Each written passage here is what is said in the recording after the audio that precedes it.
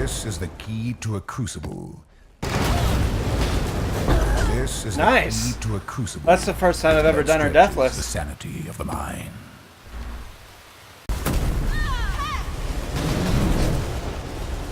This is the key to a crucible that stretches the sanity.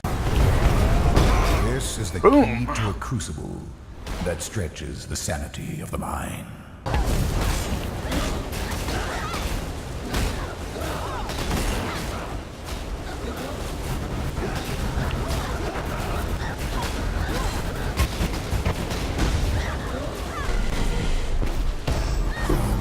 Boom! You were Yeah! my great.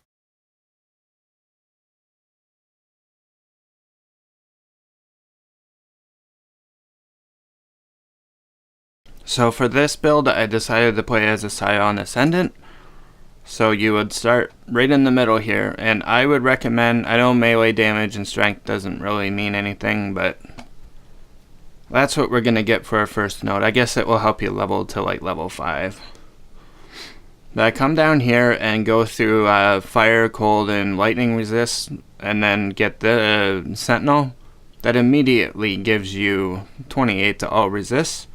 I use that to help with gearing and stuff later, and I find this is the best way to come out of the Scion tree. Don't worry about getting the jewel socket right away. That's more like level 80 plus the way I usually do stuff.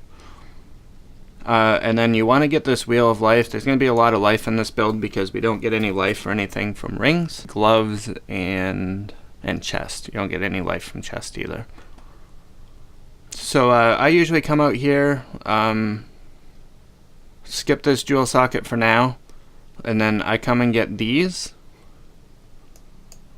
Come down here, get some life regen. I'm a life regen junkie. This node's pretty useless, but these life nodes are really, really nice. And then come over here, and then I go up here and get to this node, but don't grab Ancestral Bond until you get Glacial Cascade, because that's pretty useless without Glacial Cascade, so just use whatever skill you're using at the time. And then from there, I just grab all the life that I can get. So I'll grab these life nodes, I'll go down here, grab these two, and then I'll come up and grab these life nodes. You can grab Retribution and AoE and stuff too. You don't really get a whole lot of damage on the tree. And then I go and grab this wheel, come down, and then right when I get to here, I personally like to save up 4 points. And then once you get the 4 points, get Mind Over Matter, mana, Inspiration. That'll help a lot with your mana pool. And then grab Quick Recovery Wheel. Go up here, grab Dual Curse. Go over here, grab Cruel Preparation. Grab Deep Thoughts. Grab Elemental Overload. So you don't really need that earlier on. And then grab Shamistic Fury. Go over here and grab Elementalist, grab Light of Divinity, and then pick up all the jewel sockets. Make sure you pick up one jewel socket after Cruel Lab, because you're going to need it for this jewel right here, the self-flagellation. And then once you pick up all the jewels, just pick up this jewel last, I would recommend. Path over to here and just grab Heart of Ice, just this little wheel here. And that's how I did my pathing. There's not a whole lot of damage on here, but a lot of your damage comes from this jewel. As for Ascendancy, I kind of skipped Normal Lab until I can do Cruel, because Normal Lab's pretty useless for a Scion. You get a passive point. But if you do Normal, go Strength and Int, grab Passive Point, Cruel, grab Guardian. I'll explain the reason why we take that later on in the video.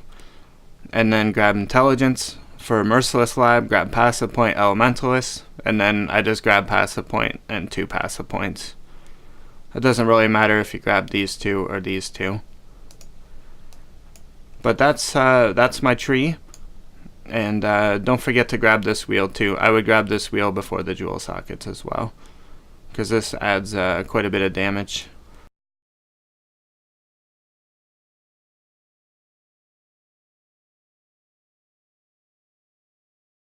a gearing portion of the video.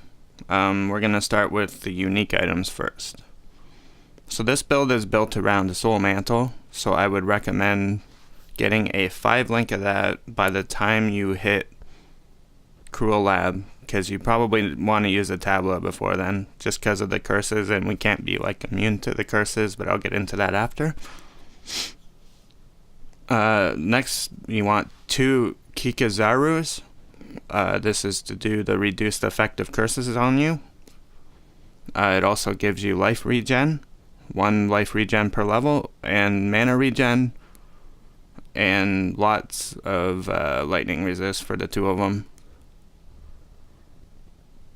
Next, you're going to want a Hrimsaro. You can get this whenever you can use it. This is going to convert the rest of the physical damage from your Glacial Cascade to cold, and then that will allow all your penetration and stuff to work. For a belt, you're just going to want life on a rustic sash with some resist. Nothing special, you can get that for a few C. Same with boots, but boots you're going to want to get maximum movement speed, as we don't really use movement skills with this build. So you're just going to want a couple resists, life, movement speed. I would go with either a pure armor or a pure ES, because you're going to eventually need 3 reds and a blue, or 4 blues. So get 1 with boots, and then with the helmet, I got lucky, crafted this one. You're gonna want, I would buy a white helmet with the Glacial Cascade damage on it, and then try to craft something. Like I said, I got lucky with this one. I put 1 greed on it, and this is what came out. I just crafted fire res on it because I needed fire res. Essentially, all you're gonna need is life and resist on this with the 4 link. Shield, you just want resists again, spell damage, and life. This shield works perfect for me because dex is a little iffy with this build, so the 36 dex makes it so I can use all my gems, and then the attack and cast speed is like a nice little bonus. Amulet, you're going to want mana regen. A lot of mana regen on gear, wherever you can get it is good. Your totems cost a lot of mana. I went mana regen, filled the holes in my resist, and tried to get spell damage. My old one had cast speed on it as well, which is a bonus.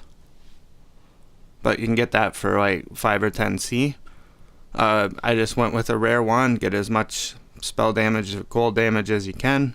Try to get added cold damage to spells with cast speed, and then get some mana regeneration rate as well. You're going to need a lot of mana regen on this build just because of mind over matter and your totems costing a lot of mana.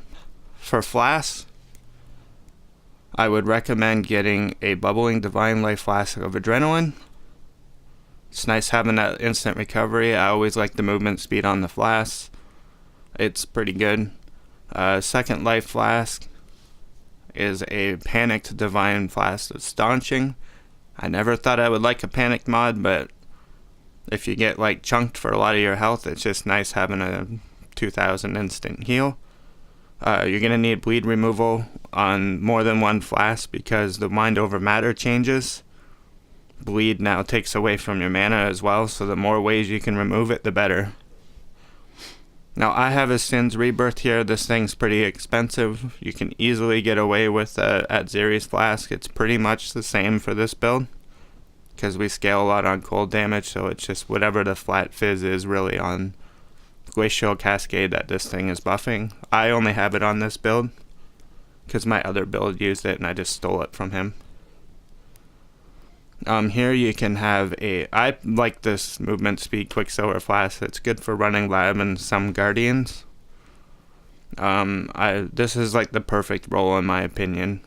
So you want 20% it, try to get charge recovery and movement speed, because that will just allow you to go, and then you drop a totem wherever you can. It's going to kill enough stuff to give you another charge, and then you just go and repeat. And the mana flask that you're going to want to get is this increased recovery speed on a Sanctified. Don't get a Divine because they are terrible. And bleed removal again, just to get rid of the bleeds and stuff that affect your mana regen. It's good in lab. It's just, you get used to hitting it. I didn't want to use a mana flask with this build, but you kind of have to. With Mind Over Matter and 206 mana cost totems, you kind of need to use that. Instead of this Quicksilver, if you can get a hold of a Taste of Hate, that'd probably be the best. It's probably better than Sin's Rebirth, in my opinion. I wouldn't bother with the Sin's Rebirth because it only converts to physical damage. And it happens before like all the conversions from physical damage to cold. As for jewels,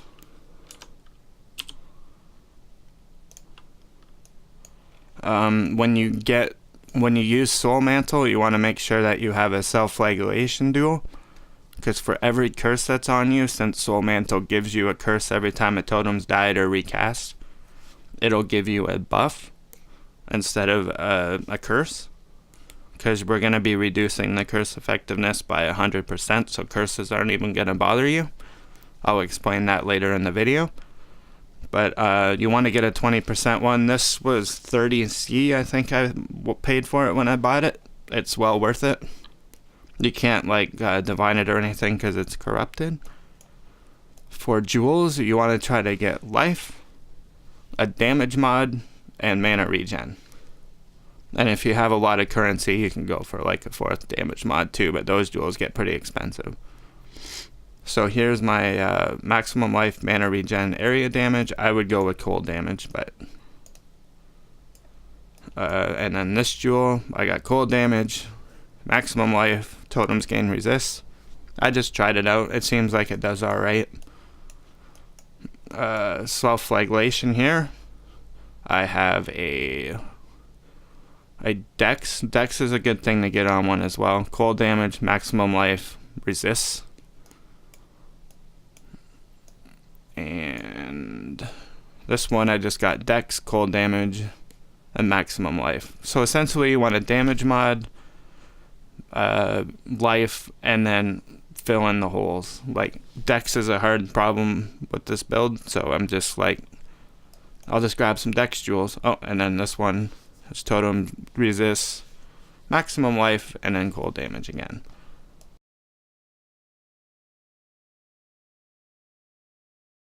So first we'll start with our wand. So I utilize Flame Dash with this build. So I have Flame Dash linked with Arcane Surge and Increased Duration. So the reason why I have it linked this way is Arcane Surge will gain you a buff that will give you 14% more spell damage and 13% cast speed once you hit a mana threshold. So the way this is gain Arcane Surge when you spend 41 mana with supported skills. So Flame Dash is my supported skill, and it costs 46 mana. So you do not want to level up Arcane Surge past, so it costs 46 mana. The whole thing is you want to Flame Dash and get your buff. Flame Dash, get your buff. Flame Dash, get your buff. So that is a big damage increase for your build. And we use increased duration for 2 reasons. 1, so it lasts longer. And 2, a bigger mana multiplier so we can level up Arcane Surge even more. So that is what I have in my wand. In my helmet, I have cast when damage taken, my summon lightning golem, my summon stone golem, and then I don't know why I have Purity of Fire in here. I was originally planning on running RF, didn't work, so you pretty much just need those 3 links. Yeah. So cast when damage taken, summon lightning golem, summon stone golem. For my gloves, I have a portal gem because I'm lazy. I have hatred, because that's the aura we're running. I have Rallying Cry. Once in a while I use it, but I would not recommend it. I'll get into that later. And Clarity. So you don't need Rallying Cry at all. I would say don't even use it. For my boots, I have Elemental Weakness, Frostbite, Orb of Storms, and Curse on Hit. That gives all of our curses, and Orb of Storms will proc Elemental Overload. I'll get into that later. And then for my shield, I would recommend having another Orb of Storms here, Frost Bomb to debuff enemies resist, and then a Calling Strike. Frost Bomb is like the worst thing in the world to use Calling Strike with. I don't even know why I have it. Orb of Storms there, or something that hits a lot would be better as a call. And then for my chest, it gets supported with a level 20 spell totem. So we have that with Cold Pen, Elemental Focus, Controlled Destruction, Faster Casting, Glacial Cascade. I'm trying to get a level 21 version, but just hasn't been working. You get a level 21 version by having a level 20. Would recommend 20 quality as well, and hitting it with a Val Orb, and it will have a random chance to go up to 21. And then Concentrated Effect or Increased Area of Effect.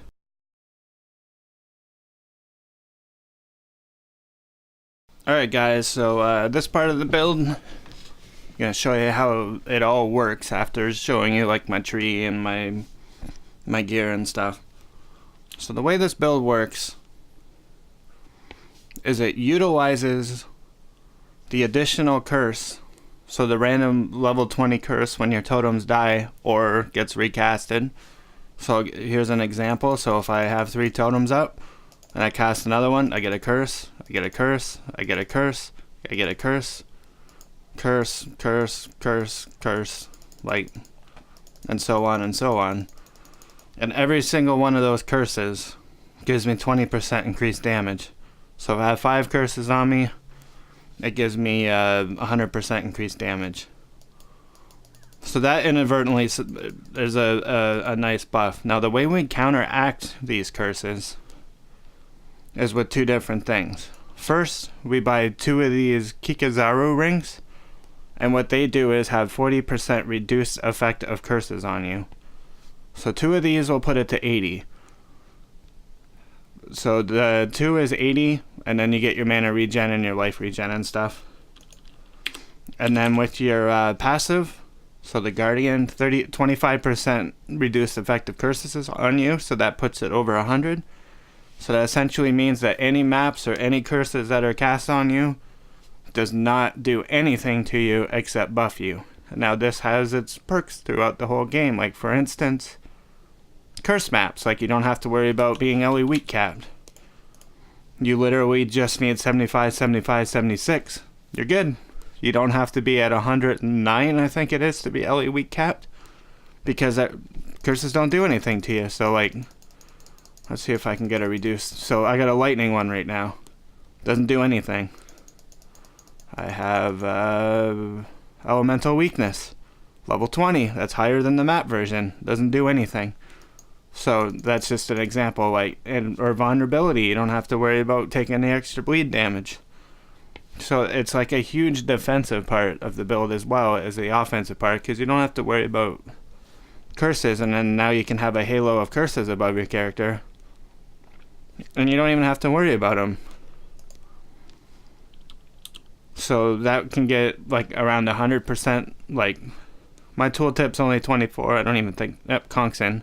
So 24. If I get a bunch of curses on me, well, I don't even have hatred up yet. 1 second. Let's get hatred. Let's get my auras up here. All right. So let's like get a whole bunch of debuffs on. And with hatred, that's 40k. Do that. Goes up to 47. There's other things too. So that's how we utilize the curses to buff us. And then with the 20% jewel, it's 20% increased damage per curse on you. So this could work with ranged attack totems as well if you can figure out a build with those. But you still have to use Soul Mantle with those, so it would be kind of hard.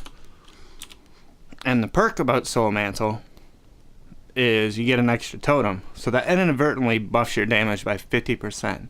Because instead of having 2 totems, now you have 3. So you get that, plus socketed gems are supported by a level 20 spell totem. So you get a free gem out of that with totem life, spell damage, and then that allows you to have just your supports on here. So you have Glacial Cascade as your main.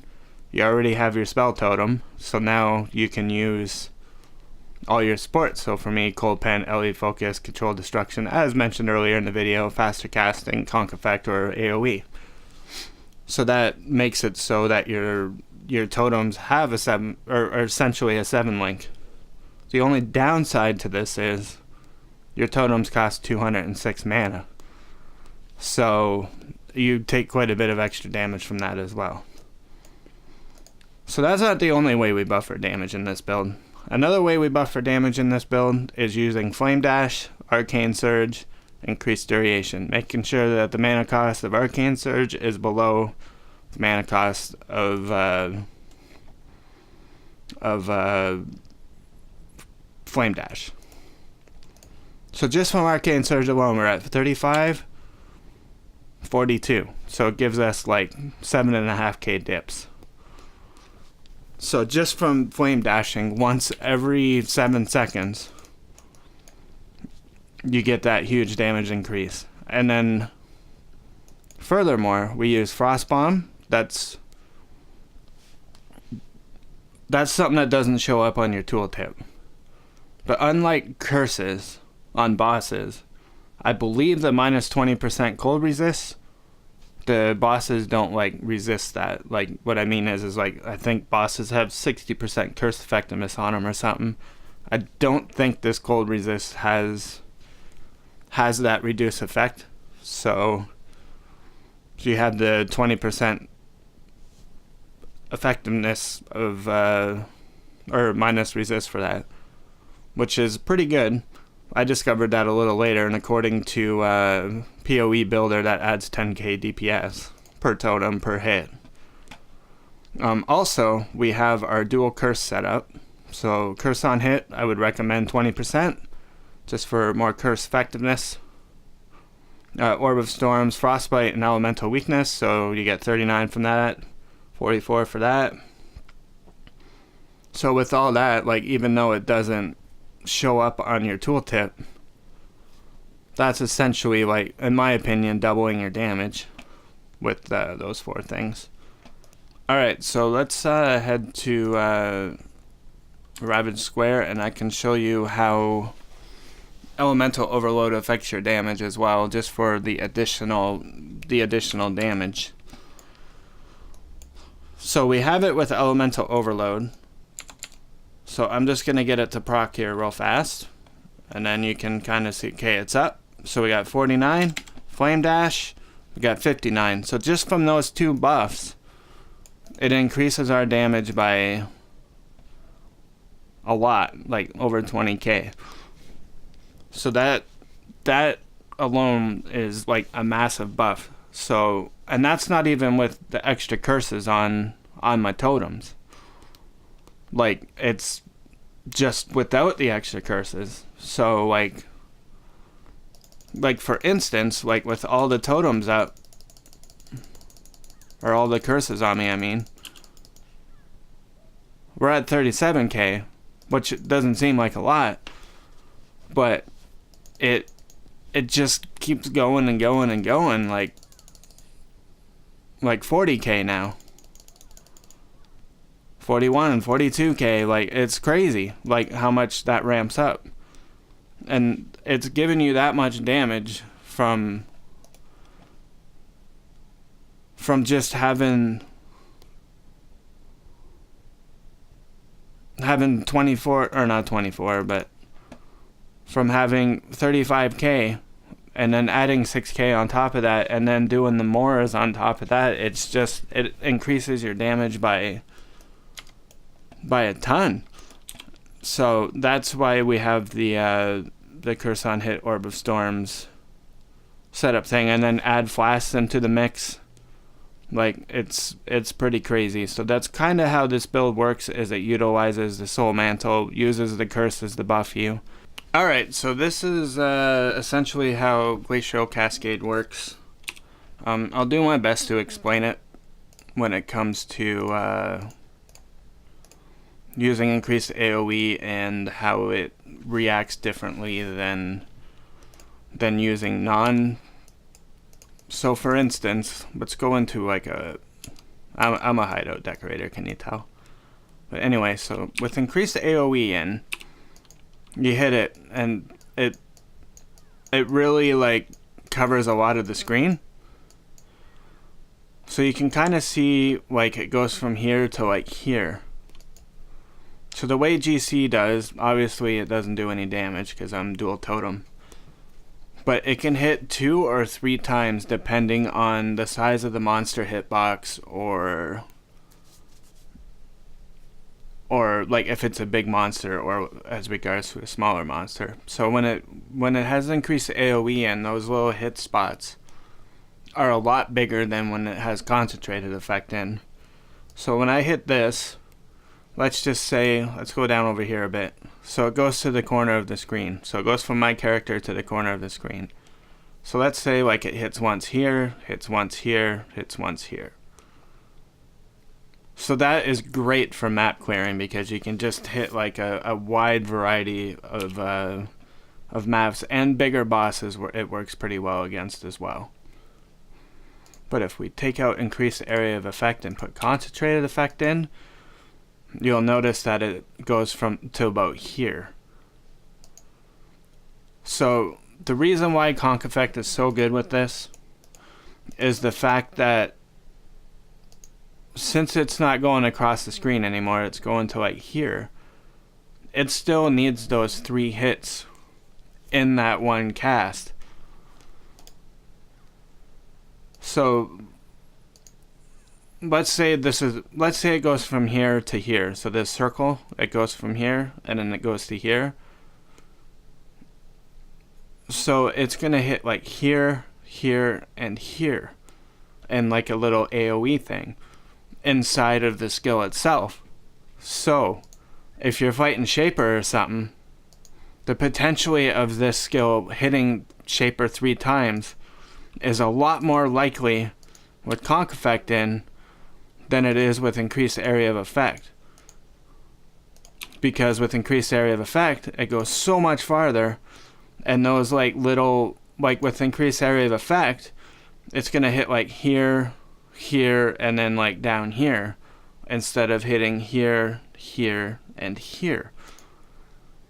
So the reason why conc effect's so good is you can hit the monster 3 times with it instead of twice. So you don't only get the 50% more, or where is it? 54% more area damage, but you also get a 3rd hit on a boss. So that is why you can't look at the tooltip with this and be like, oh, I'm looking at the tooltip. Let me turn hatred on here. It's only hitting for 35k. But on a boss, with conc effect in, you could be hitting 3 times in one cast. That DPS is only showing you 1. So if it hits 3 times, it's hitting for 105k per totem. Without, like just using this. So it's 42 now. Now it's hitting for 126k, roughly. And then proccing the elemental overload thing, it'll probably go up to like 150. And then having the curses up at the same time, like having a whole bunch of curses. I'm going to go back to the curse thing again, as I'm really pushing this with elemental overload. Now it's at 46, so it's hitting for 140k, and then you get the 40% more from the elemental overload. It could put it up to like 180, 200k, and then the curses and the frost bombs and whatnot, that could put it up to 250, 300k per totem. So now with your 3 totems, you're hitting, 750k DPS on a boss, even though your tooltip's only saying 35. So that's kind of like how I understand GC working.